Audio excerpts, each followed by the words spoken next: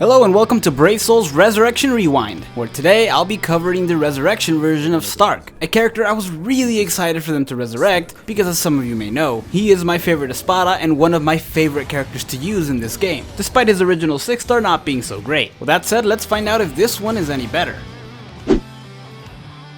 Now we're starting off with the normal attack damage build, and as far as Stark's NAD, there are some definite improvements. For one, instead of having a plus 20 bruiser like he did before, he now has a plus 40 bruiser. In addition to this, he also gains plus 20 in long reach, so he'll be able to reach enemies that are further away. With that said, much like the last time, this build still takes quite a bit of time to clear through a level. But unlike other characters who take a long time to clear levels with their NAD, you never really feel like you're in any real danger with Stark since you're doing all that damage from a distance. Now Stark was the very first character I did a rewind on, and last time I didn't really have a bleep loop option, which is to say that they're usable, but not recommended due to how long it would take to clear a level. And although he did get an increase in range and damage, and it is significantly better than last time, I'm still gonna say it falls under that category, though it is still a really fun build.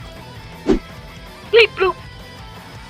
Next up we have the strong attack damage build, and his strong attacks are one of the main reasons I absolutely love this character. He came out on that perfect time when K-Lab was busting out characters with good range on their strong attacks, but still no full screen attacks, which make the most fun characters for me personally. And under this build, they deal quite a bit of damage. He may only have a plus 30 Berserker, but his second link ended up being a plus 16 on strong attack damage, so this boosts his strong attack damage output up to 46%. The end result being that his strong attacks did quite a bit of damage. I still would have preferred Frenzy obviously, but just because a character doesn't have Frenzy doesn't mean they're not usable. And while he wasn't able to one-shot every enemy, the normal attacks were more than enough to pick off the ones that remained. And even though the normal attacks didn't have the damage output they did before, having Stark be ranged meant that you can clear off the rest of the enemies safely, since you don't have to get up close to them. So yeah, this is a viable build.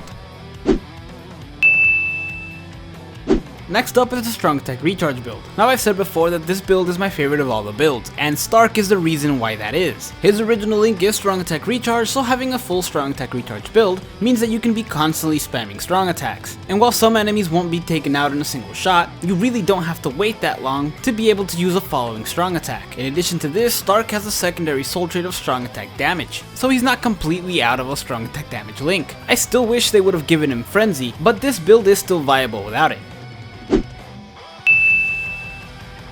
Next up is the hybrid build, easily the best out of the four. Under this build, his strong attacks deal a decent amount of damage, and they come back relatively quickly. You will obviously have to use your normal attack for this build, though not as much as you did for the strong attack damage build, and under this build they will deal a decent amount of damage. Still, you won't be able to rely on it too much, since while it does deal damage, it doesn't clear out enemies fast enough. While I do still find the strong attack recharge build to be more fun, I would definitely say that this would be the best build to take in any situation.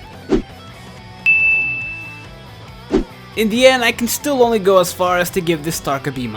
Yes, his builds were usable, but they all took a bit longer than I would like, especially the normal attack damage one. Not to mention that he has a Captain Killer, which really doesn't help him in any of the tougher stuff. So while he is still usable, I wouldn't take him in anything in Inheritance Zone or Droplet Zone related, but he should be fine for regular 5-star raids, whether it's single player or co-op. 仰せのままに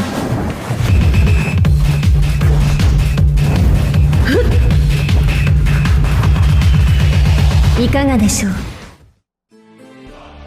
Thank you guys so much for watching. If you enjoyed this video, hit like and subscribe to the channel, and let me know what other characters you want to see in a rewind.